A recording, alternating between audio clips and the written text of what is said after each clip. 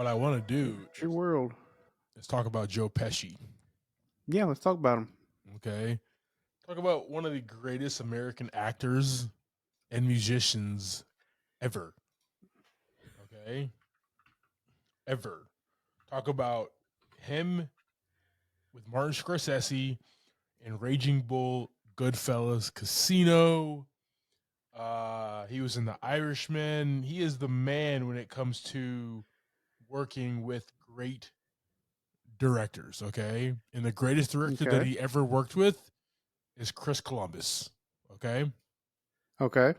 His turn as a bad guy, the bad guy in Home Alone 2, Lost in New York. Right. Those are career defining performances by Joe Pesci, okay?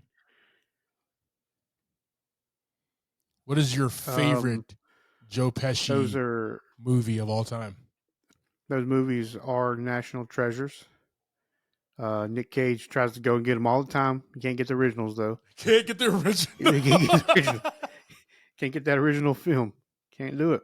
Keep it locked up. You know, Um, yeah, I mean he's been in so many different kinds of movies, man. I mean, uh, Gone Fishing, hilarious, yeah. good times. Man, I'm just looking at his thing here. It's like, They call it a how do you choose? How do filmography. you choose a favorite movie out of his vast uh, library here? What about his What about his discography? Okay, we can't choose from his filmography. He's also a national treasure musician. Okay. Okay. Yeah. Oh man. 1968, he comes out with Little Joe Sure Can Sing. In Okay. 1998, right, 20 years Yeah. later, he comes out with Vincent LaGuardia Gambini Sings Just For You. That sounds intense. And then his I most wonder if that's on recent Spotify. album is Pesci ... Still singing. Oh Like, boy. how does this That's dude not won fire. Grammys, bro? What is this guy not won Grammys? I don't know, man. So he's dropped 3 albums, huh? Yeah, Wow. 3 solid gold hits, man. Okay. Like I said, we'll have to see if he's on Spotify. We'll go his windows down cruising to some Joe Pesci. some Pesci. Christmas album though.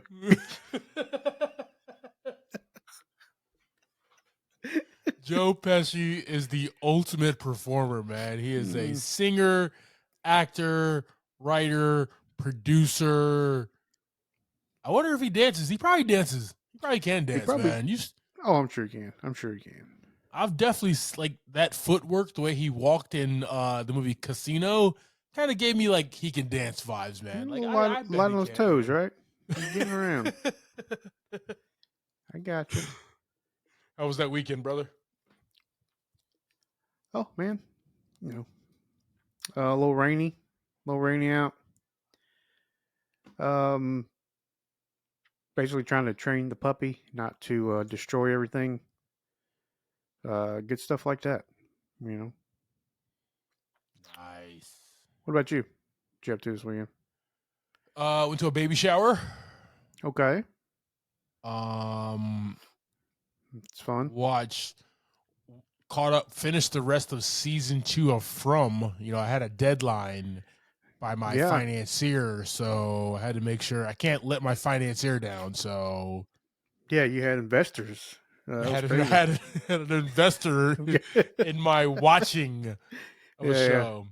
Yeah. Yo, I actually man. I actually have a few friends who are into shows like that, so I'm gonna put them on and see what they think.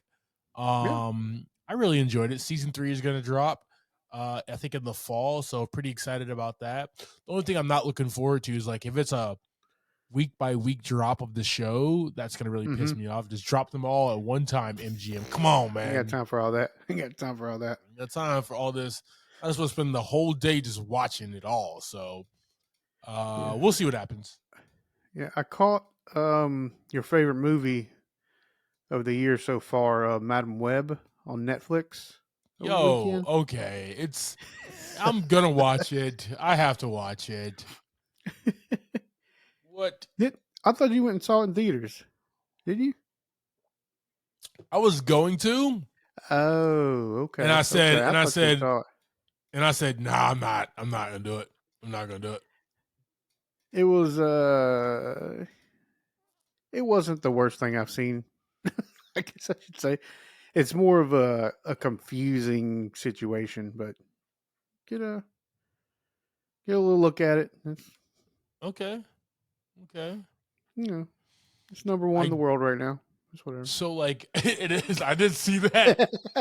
I went to because I'm eating dinner and I went to go put on Brooklyn Nine-Nine. It's like number one movie in the world on Netflix is Madam Web, and I'm like, yeah. I mean, I get it. It has a gorgeous cast. Absolutely gorgeous cast. So I get it. Yeah, it was just kind of strange. So, I did watch The Strangers. Then I watched The Strangers Pray at Night. And then I went to the theaters to go see The Strangers Chapter 1.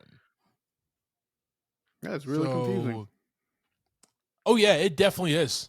Yeah, and I watched them in order of release. Yes. Yeah. Is that order of? Are they different? Like, is it a different movie? Not a different movie, but like a different story in each movie. I'll put it like this: different couple that is preyed upon. Gotcha. Yeah, but the same hunters, I guess. Same tormentors, yes. Gotcha. And killers, gotcha. yes. Okay. Yeah, it's a franchise. The Strangers was cool, the original with Scott Speedman and Liv Tyler, because we just didn't expect it. I don't know if you ever saw it or not, but I think I saw that one. Yeah. It was just one of those horror films that's like, and it came out at a time where horror films are just trash. Where just like, this is a movie that is going to happen. It's going to scare you. And the killers have no rhyme or reason. Like there's no vendetta. Which is like the scariest thing. Sometimes they just get a little bored, I guess, doing the same old thing. That's literally what they say. Yeah. Why are you doing the girl always says, like, why are you doing this to us? And it's like, because you're here. Because you're home. Like, that's a reason to torment and kill people? Okay, that's not scary at all. Right. Well, so what about walking his dog? It's like, I'm a little bored. So what have I been doing the last couple nights? Clink. Lock them all. Yep. Check every window.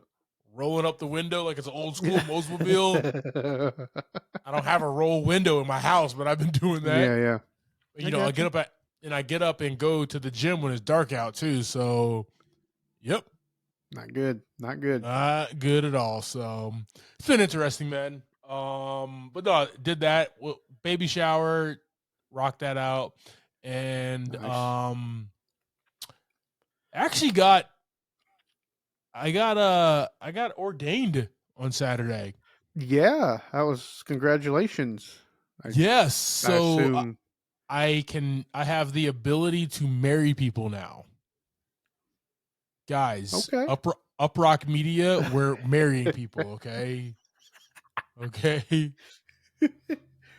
I assume, but was this just like a lifetime goal of yours, or no, for a specific reason? Nope, not at all. Just the fact of the matter is that a buddy said that he's ordained and can do marriages, and I go, I want to do marriages as well. I You said never know, man. send me the website right now. Damn it. Okay. I mean, y'all can do it together, right? I One, it's so two. I mean, two of them be wild. So my buddy who is getting married this upcoming Saturday, I sent it to him. I was like, "Yo, back up if you need me, bro. I got you." Okay. My buddy who just got engaged, I sent it to him. I was like, "I got you, fam." He's like, "We already got somebody." I was like, "Back up, bro, just in case." Right. Right. And then the girl who is my investor to watch that movie from, Yeah. I sent it to her. I was like, "Yo, just in case your boy ever pops a question, I Yeah. got you, Keep me in mind. fam. Keep me Put me in in that mind. Rolodex. I come cheap, okay? I actually don't know what it costs. Like, what's the going rate? But we can work something out, guys, okay? No. I'm an ordained minister. I can marry people with the power vested in me in the state of North Carolina. That's wild. In America, I can marry people in all 50 states. Twice in Arizona, bro. What's up?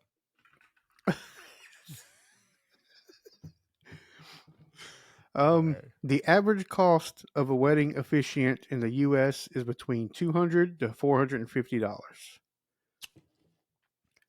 Y'all, That's just for that's just for your time to do it. That's not like everything else involved. if y'all, well, I'm not doing any like couples counseling because I don't want to do that. Hell, I need couples counseling my damn self. So, Is that for just something that's in the job description? I don't know, man. I don't know. I just, you know what? I had a few cocktails. Okay, I think you have to have a degree to do that or a certificate of some sort. if I got this certificate in less than 5 minutes on the website, I probably can get a certificate for that in less time. Okay.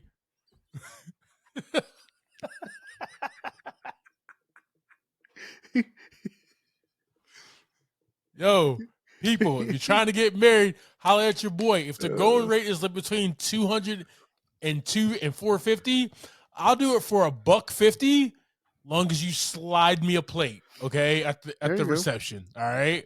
Oh yeah, there's a whole rider. You got to put it. It's a rider of all kinds of stuff. So, you know. Hey man, guys, all I'm saying is MIAP. We now do weddings, okay? There's nothing we don't do. Music, podcasts, movie reviews, video games, okay? And now weddings, guys. Hit us up. Yep. One-stop shop, okay? We're about to be a Walmart soon. I don't know how Javi figured this shit out, okay?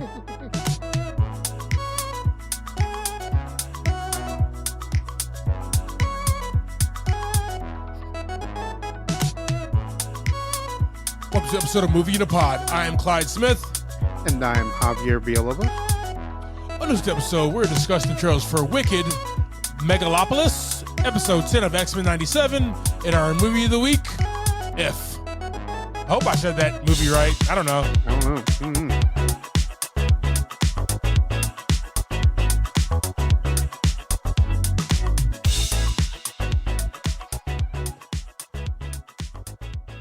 All right, team. Hope everybody's having a fantastic Memorial weekend coming up here, depending on when you're listening to this pod. If you're listening to it live and direct, Memorial weekend's right around the corner here. So before you guys slip away to the beach, the mountains, the lake, for your barbecues and stuff, we got a few trailers coming at you here. You can also come to a 50 Flies concert at the Rooster in Gastonia. All I'm saying. 50 Flies is having a concert at the Rooster, Gastonia. It's actually a big event called Rooster Olympics with like 12 bands. So 12 bands, guys, and they're all gonna battle to the death. Okay. Yeah, we're not playing music. It's just a big battle royale. Yes. Maybe a little LARPing action. Javi has a trident. Okay, guys. Got a cape. He has a cape and a trident, guys. Okay. Is he the king of Atlantis? Maybe. I don't know. I don't know, guys. But we do got some trailers coming at you here. We got Wicked and Megalopolis. Wicked is the Wicked Witch of the East. What is that? I forgot the name of that. The Wizard of Oz, right? There you go. Okay. I wasn't sure where you were going. Yep. There's a musical part of, they took the Wizard of Oz and they took the story of the witches and how the Green Witch came to be in that. And this is the movie. It's a musical directed by John M. Chu, and then we have Francis Ford Coppola's passion project since the 70s, Megalopolis. We're finally getting this movie that he's talked about for the last 50 years, team. So I've never heard him talk about it ever. Just FYI. I've heard him talk about it for the last 20 years, man. So Okay. I'm a big Francis Ford Coppola fan, though, obviously. So, guys, we would throw these. We do have some socials. Check out that link tree in the show notes. Click that. Like, share, subscribe. We appreciate your guys' support and effort and listening and putting other people on our pod. We're growing slowly but surely. We appreciate everything, team. Are people born wicked? Or do they have wickedness thrust upon them?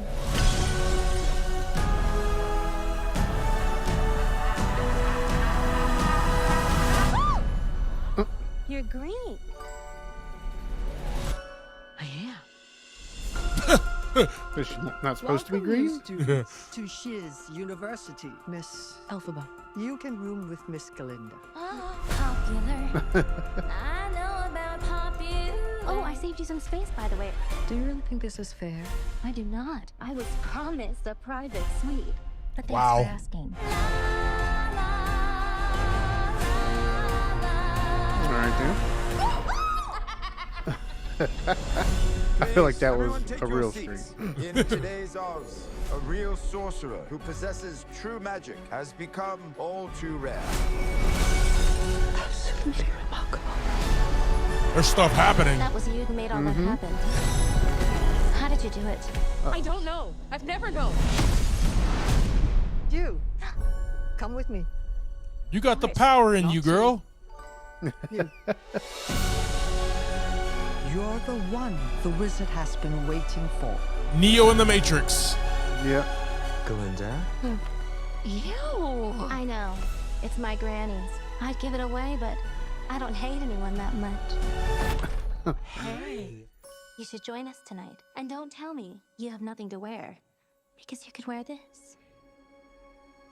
I wonder if she went crazy. Yep. We got an Anakin situation here. Anakin and Obi-Wan. Of course she does. We're getting all the midichlorians, though. Yeah. The wonderful Wizard of Oz summons you to the Emerald City. Come with me. What? To meet the wizard. Why couldn't you tell me this is your moment? I'm coming.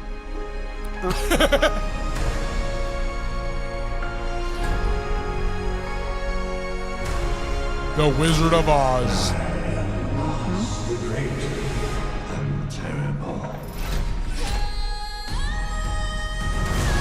Man.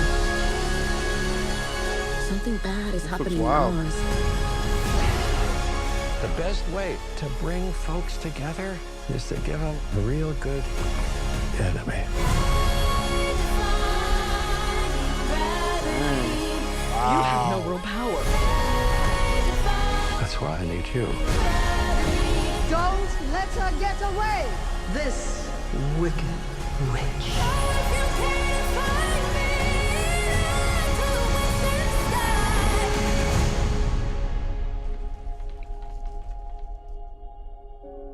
Don't be afraid. Okay.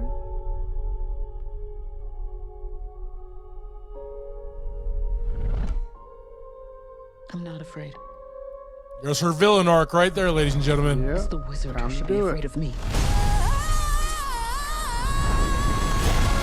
Superhero landing. No. All right, team. According to IMDb, we have Wicked. After 2 decades as one of the most beloved and enduring musicals on the stage, Wicked makes it long-awaited journey to the big screen as a spectacular, generational, defining cinematic event this holiday season. Yeah. JV. What have you ever seen this? You ever seen this play? You ever seen this musical? No, I haven't seen the musical. No. I have also not seen the musical. I was supposed to see it a few years ago, Okay. but I went to go see the Panthers play instead. And after watching this trailer, I think I made the wrong mistake. I think I made a mistake. Yeah. Yeah, I saw this at the theater as well. So a lot different experience, like seeing it on the big screen, the trailer. Uh, I'm not a humongous fan of musicals, but this one looks fairly entertaining. I'm a fan of the Wizard of Oz in general, just from way back when. But this one, big, beautiful lands. We see some a lot of different characters in here. Kind of curious as what we're going to see as far as our normal, what you think of when you think of, uh, like Oz, right? Yeah. Um, so we got Monkey Army. It's pretty awesome. He's like, that's why I'm pulling up, damn it. But big, beautiful cities and a lot of big, beautiful open fields and stuff. The musical part kind of turns me off, but we'll see what happens when this one hits the theater. Okay. Yeah, I know very little. I mean, I obviously know the story of the Wizard of Oz and me being black. I know more of the Wiz than I do the Wizard of Oz, but this looks. I was waiting for that actually. Proceed, man. Proceed. I was I'm actually looking forward to this, man. This is one that I will go to the theater to see.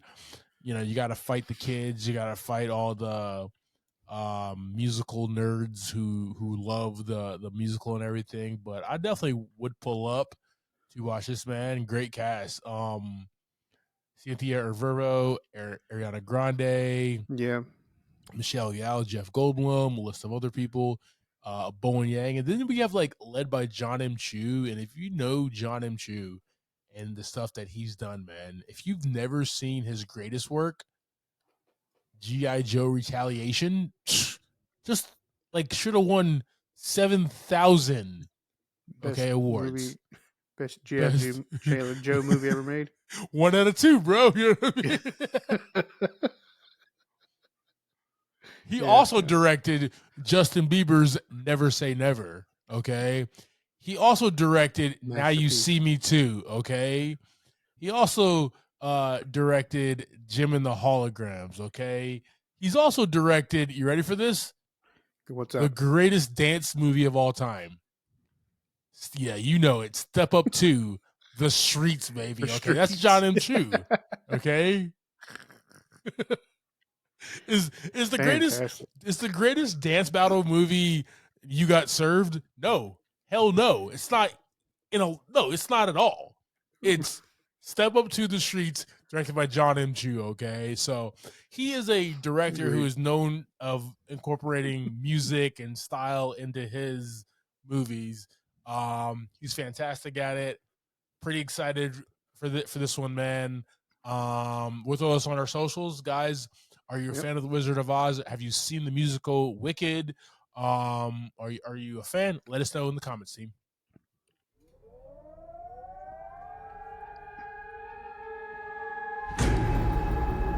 When does an empire die?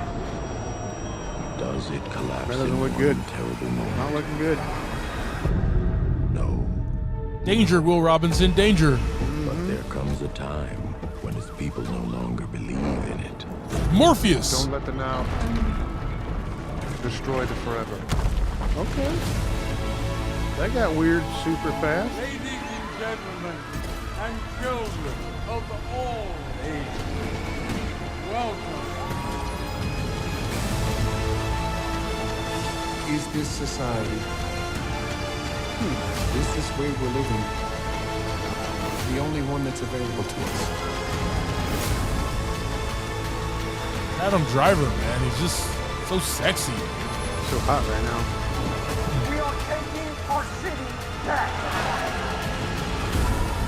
And when we ask these questions, when there's a dialogue about Are we dealing with the kind of that basically is a superhuman utopia. situation?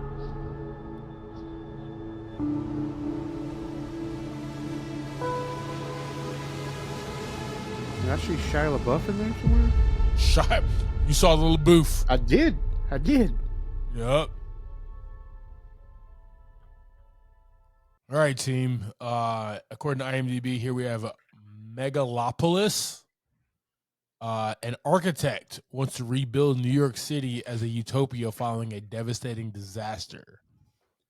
This is coming at us, written and directed by Francis Ford Coppola, starring Adam Driver, Giancarlo Esposito, Nathaniel Emmanuel, Aubrey Plaza, Shia LaBeouf, John Voight, Lawrence Fishburne, Jason Schwartzman, and a whole host of other people as well, like James Remar, DB Sweeney. So just characters, lot going on. cast there. So this is like the first trailer that dropped for this movie. Now, this movie itself, guys, it has been in development for a absolutely very long time. He's been trying to make this movie for the past like 40 years, I believe here. So let's take a look here. JV, Yeah. you know, we talked about last year The Creator. Right. And the Creator being a film that it's not an original IP. It's something new. It was something new, fresh that we've never seen before. Right. This is kind of in that same vein. You know, we're stuck in a kind of world where like we have Ninja Turtles, we're gonna do Ninja Turtles, or we're gonna do Iron Man, we're gonna see Iron Man over and over. You know what I mean? So we're kind of stuck in that mode for the last like 20 years. We now have this, man. What were your thoughts? Even though it was a quick trailer, what were your thoughts? Yeah, I was trying to kind of figure out what the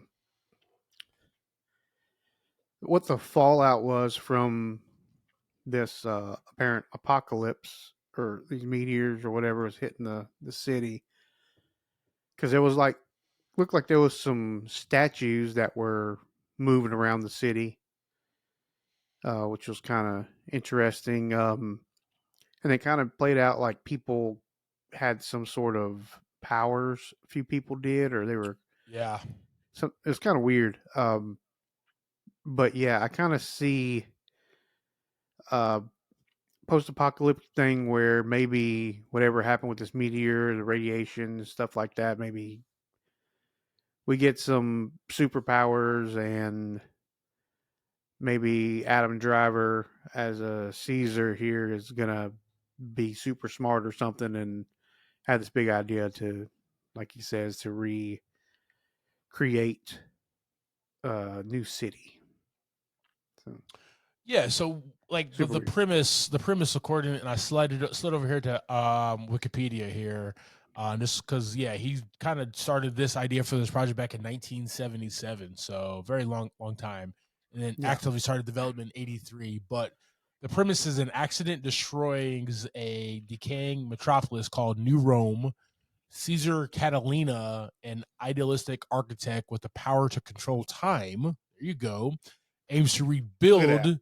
You're a genius, bro. You're a genius. Aims to rebuild it as a sustainable utopia, while his opposition, corrupt Mayor Franklin Cicero, remains committed to a regressive status quo. Torn between them is Franklin's societal daughter, Julia, who tired of the influence she inherited, searches for the life's meaning. So I feel like this is going to be in that same vein of The Creator, where once again, original IP, love that idea. Just Hollywood, just like, let us go ahead and do this movie the way that we want to go ahead and do this movie, and not have that many producers and people like in the mind frame of you should do it like this or this is not going to work. You know what I mean? Yeah. And just put it out there.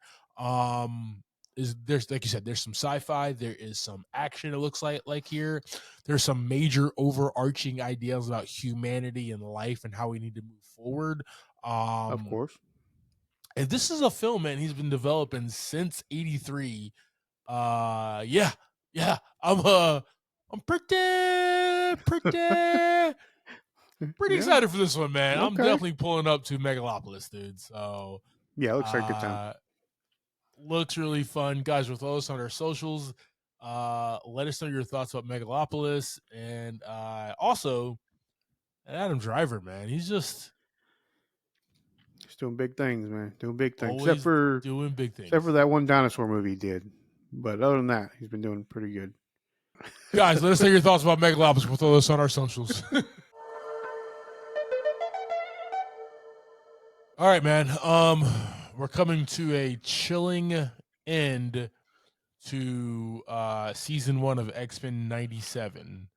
We got Tolerance is Extinction Part 3. The X-Men's dream is put to the test as a mutant-human relations reaches a tipping point.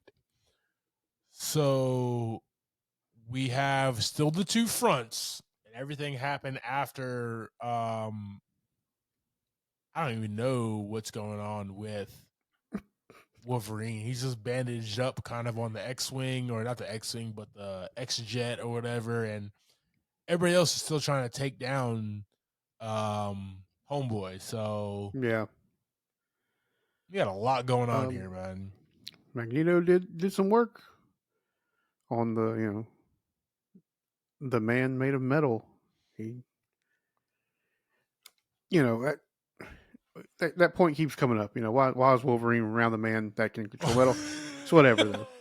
It's so yeah. It is bad like, planning. Scott. What was that? That was a meme that was like where they were trying to set the teams up, and Scott didn't want to put Wolverine on the same one with Jean, so he sent him after Magneto. Yep. Yeah, man, another great episode.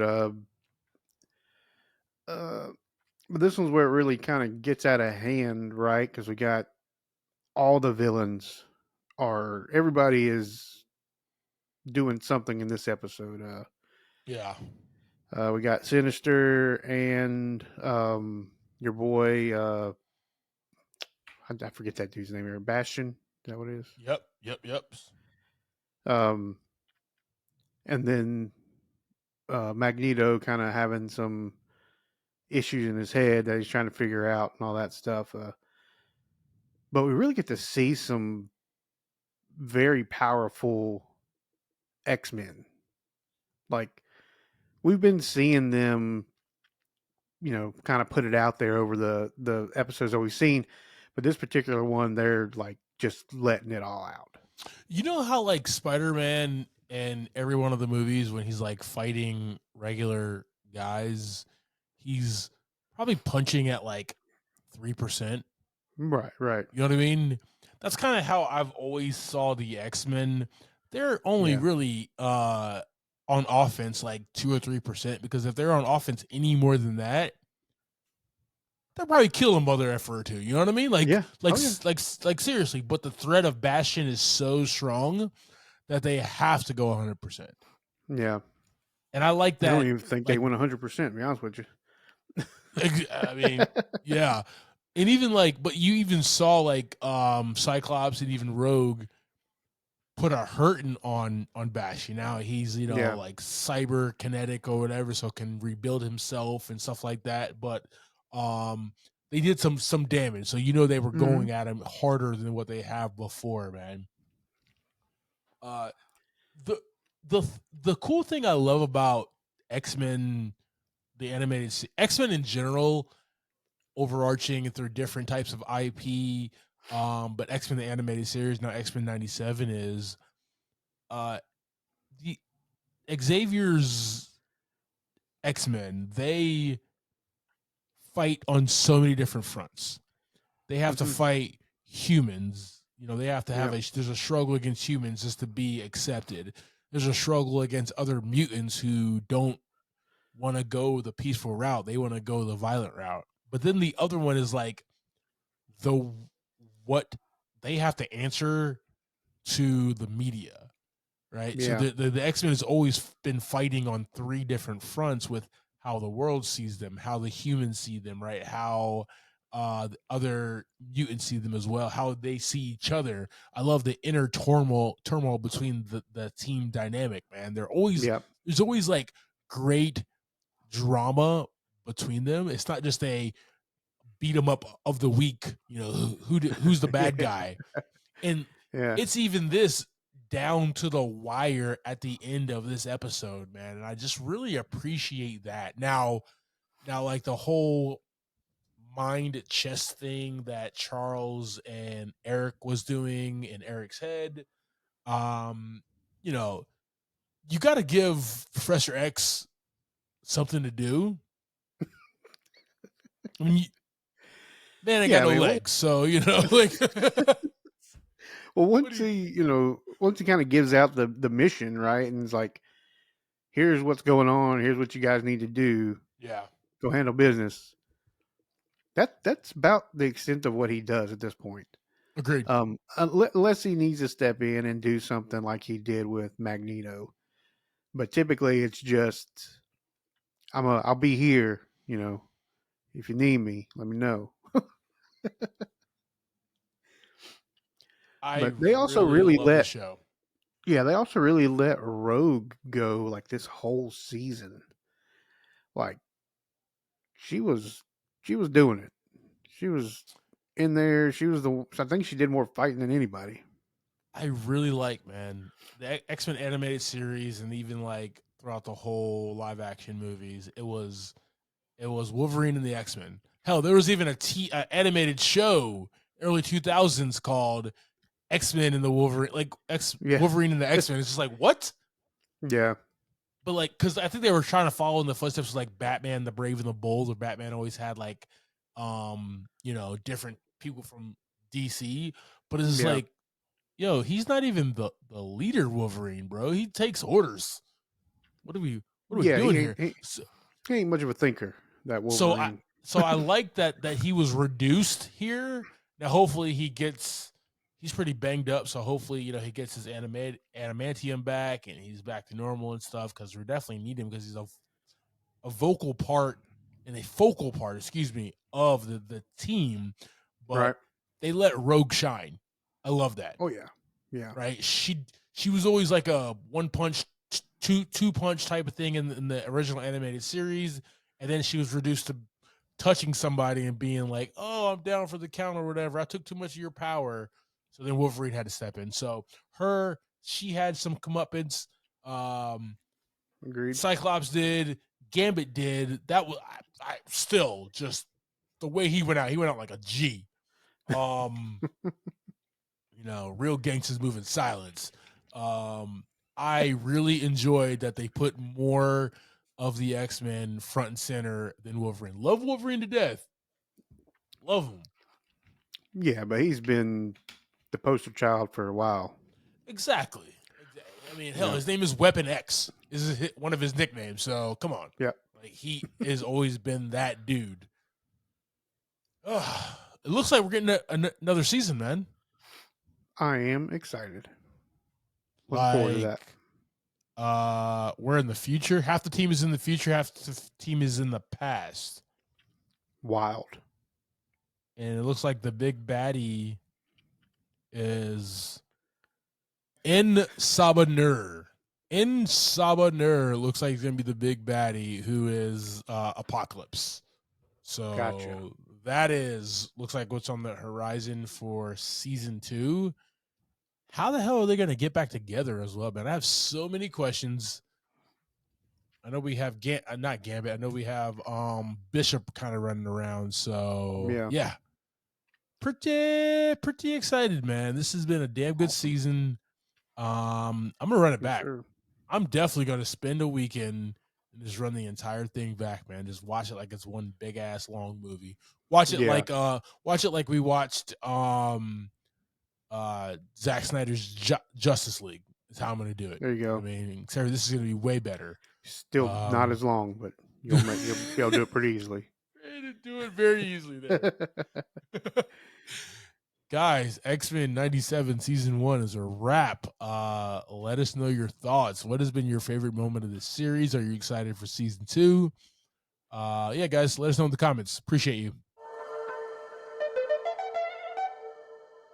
All right, man. Let's jump into our movie of the week here. Awesome. We have If. If is a movie that was released May 17th, so just a few days ago. Right. This movie is written and directed by John Krasinski. We have a budget of 110 million, and it's grossed 59 million so far. We have a lot of people starring in this movie. I mean, the really only real important one though is Brad Pitt. He's the only important one. And he plays Keith, so he's a silent, invisible If. The greatest character ever. Okay, He does really good at playing invisible characters. Fantastic. But yeah, there are a lot of people in this one. We'll hop through them as we start talking about them.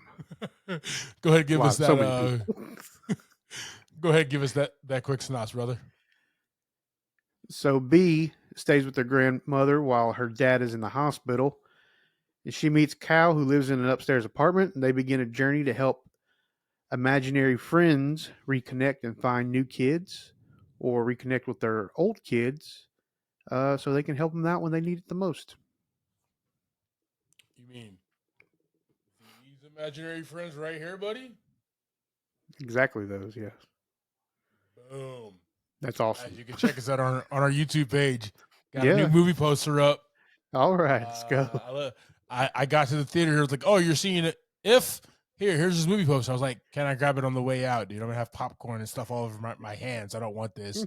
He goes, "They're going fast." I was like, "There'll be one for me. There'll definitely be one for me." You're like, there's going to be 100 more people after me right now. Yeah, he's like, they're going. It really was a whole lot there. He's like, dude, they're going fast. I look back at the door. There was nobody else coming through the door. You know what I mean? I'm like, what are you talking about, bro? I'll be back in 90 minutes. Yeah. Oh, see, there's like 7 other people in the theater with me. All right, man. So let's start at the top here. We have Kaylee Fleming as B. Kaylee is a 12-year-old girl who is struggling with life, man. Definitely at like such a young age. She lost her mother to a sickness, probably cancer is what it looks like here. And now at the age of 12, she's dealing with her father going through a major surgery. So she moves to New York to spend time with her grandmother while her father is at probably like Mount Sinai or some major hospital in New York, wherever to get the surgery done. From the get-go, she pretends to be very strong for her dad and tries to act older than she is. And through her adventures, she kind of strolls New York City alone. Well, kinda, but we'll get to that in just a few moments here, man. As a lead, though, she doesn't be just running out in the street, though. That's all I'm saying. she did a couple She's times out in the streets at night. What are you doing? What are you doing, Grandma? What's happening? Grandma is wine drunk. Okay. Oh yeah, just smooth out on the couch. Just that was a good Pinot, is what it was. Yeah. But let's talk about Kaylee Fleming though as the lead, man. Just for being as young as she is, and talk about child actors. And she's playing somebody who is she's actually 17. So let's say she was 16 at the time of this filming. So still a young actor, but she played a 12-year-old. She killed it as the lead, man. She's been working since 2015. Oh, this is you know her, the Walking Dead, right? Oh yeah. Okay. Apparently, she played young Rey in the newest Star Wars trilogy, which I did not recognize her from that. But yeah, she plays Judith Grimes on The Walking Dead. Gotcha. She was little bitty when she started on that show. She was also in Loki. She played young Sylvie. So, okay, let's go. I will say, man, as the lead, she killed it here. Like Yeah. following her along with this story, man. You felt exactly what every one of her intentions were when she was hiding and trying to be tough in front of her dad. When she was trying to be more grown up than she actually is, Yeah. to helping befriending the kid at the hospital, to even finding purpose, right? With trying to reconnect these imaginary friends to other kids, right? She found purpose. So you even saw her through that, man. That was just Yeah. an interesting take to follow such a young actor on this voyage. Um, Good call in writing by John Krasinski. And not to mention the whole dance scene too. Like she threw down. She threw Killed it. down. Killed it. Yeah. Killed it. All right. We have Ryan Reynolds as Cal, B's neighbor who can also see ifs. We got it's Ryan Reynolds. Yep. That's all you gotta say, man. And the one, but like here, I will say this, man. It's Ryan Reynolds, just a less Ryan's Reynolds E.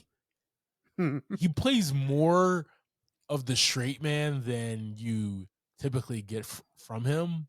Yeah. The quips and everything is there, and they do shine through, but it's like less, He's right? playing across from a very young girl, Yeah. and you can tell he's very tame. This movie isn't meant to be a Deadpool, and he does it. He pulls it off pretty well too. He still has me laughing. Oh yeah. He's introduced as a guy who reassigns imaginary friends to new kids, but having absolutely no success until B comes along with an assist here. That's when he starts seeing some type of success in this endeavor. We don't know why he's doing this, what caused him to start doing this, how he, it's not explained how he can see the imaginary friends, right? We're just along for the ride, and B is taking us on this journey to understand this entire world. We got Krasinski, smaller role, but he plays the dad who's in the hospital who loves his daughter and does everything in his powers to keep her spirits high, even though he has a major procedure ahead of him, man. So I feel like the dad that he was and the dad that he is, like that he was when she was little and when mom was still there, and the dad that he's trying to be now and failing because you have almost a teenage daughter, but still going to be him. We've always had fun. We're gonna have fun through drama. We're gonna have fun through turmoil. Fun and laughter is healing, and I'm gonna be there at the forefront and do that no matter what. And like, you go one of two ways. You can be down on your luck, can turn into an alcoholic, can turn into a dad who just doesn't, because his love of his life is lost to cancer, and now he has to raise his daughter by himself. Or you can be like Krasinski was in this film. Oh yeah, and it was great Hopefully to that's see the one that. most people choose. I mean, yes. And it was great to see that dichotomy against her, who is going through this, and he's just trying to cheer her up at every pass, man. So every time they saw each other, he's just doing everything that he can, man. It's just like cute gifts, man. Just as even his introduction, right? With the IV stand or whatever, dancing with her. I thought this was just fun, man. Yeah, it really was. All right. And we have the mom, the grandmother, Fiona Shaw, B's grandmother, who kind of handles her, doesn't really know how to be a grandmother, is what it seems like, right? Yeah. Doesn't seem like they visit much. Yeah. I don't think they go see grandma too often in the city. Yeah. Grandma, you were having problems with pancakes, so problem there. Really well. She definitely does get points for getting a pizza and getting every type of slice imaginable. She does get points there. That's like I failed here at the cooking, so let me just, and I don't really, and she doesn't talk much, so I don't really know what she likes, so Let me just Yeah. try everything. So definitely points there, grandmother. Yeah, that was pretty awesome. Alan Kim as Benjamin, a boy recuperating in the hospital. Man, talk about a cute kid, bro. Like, you could be down on your luck. You could be sad. You could be mad because the TV is not working. But, he's in the hospital. It seems like he spends a lot of time in the hospital because he is a very injury-prone kid. Yeah. But he was in there for an injury and he already had a cast from a previous injury on, right? Exactly. But he's making the most out of it, man, and I appreciate it. It was a really cute kid, man. And then we have a whole. Let's step back, man. My man had some game though. Oh, with some B, game. He knew what he was doing, man. He knew. Them flowers for me. You got them flowers for me. Come on. That's a good line. It's good. It's good. Good icebreaker. And then what did she drop? What did she start doing, man? She brought the flowers in for her dad, plucked one stem, dropped it in his water, right? She did that every day. My man Benjamin. And then we have a absolutely whole host of voice cast. This is like the fun of the movie right here, right? We have the humans, and then we have the imaginary friends. And Steve Carell as Blue, a large purple furry monster. Phoebe Waller-Bridges as Blossom, a rubber hose-style humanoid butterfly. Louis Gossett Jr. as Louis, a elderly teddy bear. Aquafina as Pop, a bunch of bubbles. Krasinski plays the marshmallow who's always on fire. Love that. Emily Blunt as Uni, a living unicorn stuffed toy. George Clooney as Spaceman, an astronaut. Bradley Cooper as Ice. Okay, I want to stop for a second here. Okay, let's want to say one more thing right before you move on too far. George Clooney is like, out of every cast member on here, I think his voice was the most on point as him. Yes. Like, he just spoke as George Clooney. He didn't try to make anything cute. He was just George Clooney. It's awesome. Yep. I loved it. Now, Bradley Cooper as Ice, anthropomorphic glass of ice. Bradley Cooper was Rocket Raccoon, and he clearly can do different voices, and the man has a singing prowess to himself as well. The fact that a kid has an imaginary friend as Ice is a glass of ice water, and the eyes and mouth is the ice, but the body is like the glass. Yeah. Like, talk about imaginary. He was hot that day. He was thirsty. The kid lived in Arizona. So.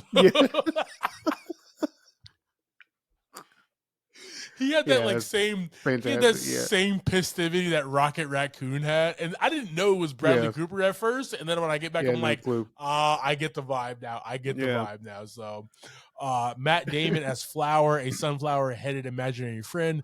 Bill Hader as a banana who Cal once told to put some pants on. Thought that was cool. I don't think he even spoke, did he? I don't remember the banana saying anything. He did not speak at all, I don't think. If he did, he might have had one line. Richard Jenkins as art teacher, a wooden art teacher or whatever. Keegan-Michael Key as Steven, a blob of slime. Blake Lively as Octocat, a cat who wears an octopus costume. I thought that was super cute. Yeah. Sebastian Maniscalco as Magician Mouse. Christopher Maloney as Cosmo, a super sleuth detective with an obscured face. Probably my favorite one. He had a lot of screen time. He had a lot of fun in this role, right, as his voice character. Matthew Reese as an Andromeda 3, a crown-wearing ghost. Sam Rockwell as guardian dog. Maya Rudolph as the alligator. Amy Schumer as a gummy bear. Allison Seeger as Viola, a violin. Jon Stewart as robot. And Brad Pitt. This dude. So, like, the Deadpool movies were, starring and produced by Ryan Reynolds. Right. And in Deadpool 2, he had Brad Pitt as the silent, invisible man. Yeah. So he does like the same thing here. Exactly. Like, so good. I mean, just getting checks just for just for doing nothing. I think it's more of just a fantastic joke at this point. It's just a good running joke. Yeah. It's just like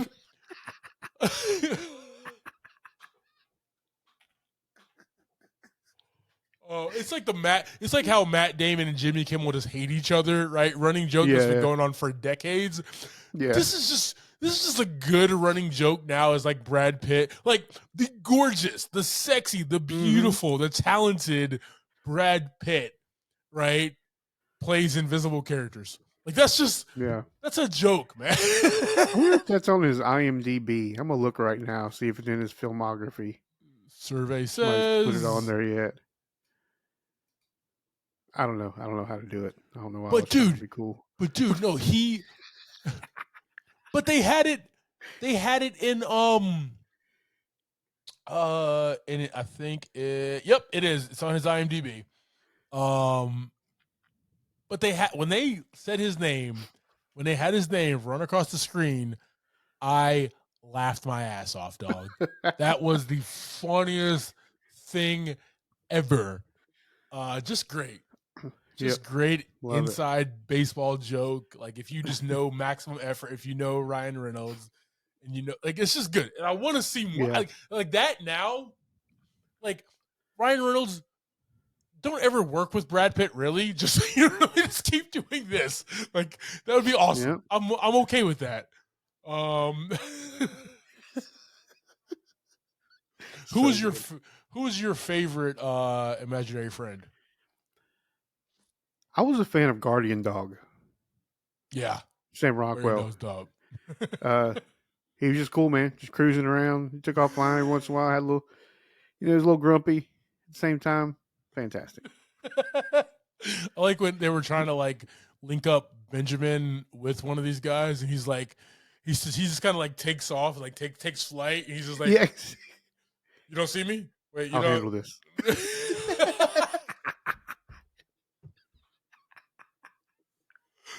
Oh man! I will say too, Richard Jenkins as the art teacher looked just like Richard Jenkins. It fit so good, so perfect. Yeah, he looked so good. Because he has like that voice of an art teacher. He was so calm and chill, like powerful, but also the wooden person looked just like Richard Jenkins. Like exactly, it's Richard Jenkins in wood form. Like, the bald with the hair on the side, you know what I mean? Like that was Richard Jenkins from Step Brothers right there. Right? All he had to do was cuss out his boys. That's all he had to do, would have made sense. Yep. Yeah, man. For me, definitely Bradley Cooper as Ice, and then Christopher Meloni as Cosmo. But if I had to pick one, definitely Bradley Cooper as Ice, man. That's just funny because like you think of like an imaginary friend, and there was a dragon. There's a big purple furry monster thing, right? There's all these things, all these guys and things make sense, except for that one. That was the only one that doesn't make sense. But it was just like I thought I had some deeper purpose in life for this kid, and that's why I was the. Come to find out, this kid was living in Arizona. He was just thirsty. That is comedy right there, man. That is comedy for all ages right there. Yes, sir. All right. Just talk about this, man. The sets. The always beautiful New York City, but the most fun was that retirement center for the imaginary friends. Yeah. And how, like, she walked into it with Cal, and it was legit like a retirement center. It was not fun. It was like walking into an old folks home where Cal was trying to keep everybody in their room and stationary and stuff. Until they did have like the round circle meeting or whatever. And then the art thing, but until Louis Gossett Jr.'s elderly teddy bear told her to take Cal on a tour of the retirement for the imaginary friend, and then the place started popping off, man. And she turned it, made it beautiful. They had a dance number. Everybody was like they had a good time. Ryan Reynolds had a few different costume changes. Even hair. Did you see the hair? Yeah. I enjoyed how like all this stuff went down. everything was super wild, and then they were just like sitting in the break room talking or at lunch or something, like in a little cafeteria. They're like, "Oh, that was fun. It was a good time." Yeah, Yeah, woo, woo, yeah, that was a good number, guys. yeah. All right. So good. Oh man, I did love that. And like, as far as music, man, Michael Giacchino, he's one of the best in the business right now as a um American composer for movies and all that There stuff, you go. music and film. I don't know why that's escaped me. Score writer, Yeah, yeah. Let's go with composer. score. Yep, composer. I think that's the word we're looking for Yeah, there. there you go. Yeah, But like big words. he did it, man, and he did what I thought only Steven Spielberg can do. Like Michael Giacchino through John Krasinski's writing and directing made me feel like a child again, man. I found my inner child in this flick and listening to this score, man, through every turn. It was a Where good like time. I felt B, I felt Cal's frustration, right? I felt like every one of the people who were reconnecting with their imaginary friend and what they were trying to do, man. I really did feel that. It was just fun. It was just really Oh fun, yeah. man. I felt like a child again. Yeah. All right, man. Theme here. Don't forget about that inner child. Keep that same energy because that energy will help and guide you through difficult times in adulthood. Basically, Javi, adulting sucks, Oh yeah. but it's a lot Agreed. easier with that inner child imaginary friend that we all had. Yeah, but at the same time, I can't buy all my cool stuff as a child with a child's salary.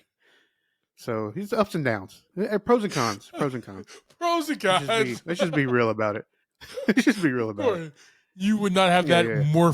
You wouldn't have that morphing ring coin right now on your child salary.